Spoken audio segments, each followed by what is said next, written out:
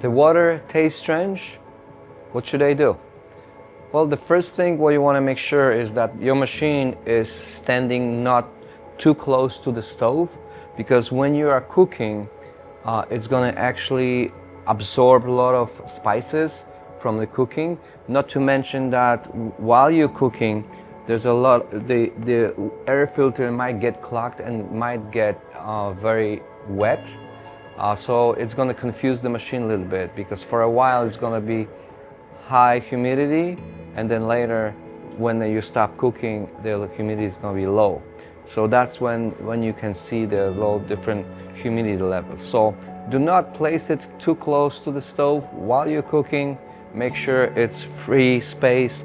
You have enough room right here so machine can inhale the air, and also exhale right here. If you put the hand in the back, you will feel that it's blowing out the air. So that's the dry air, and this is where the humid air is coming in. Solaris Water Gen, pure water, pure life.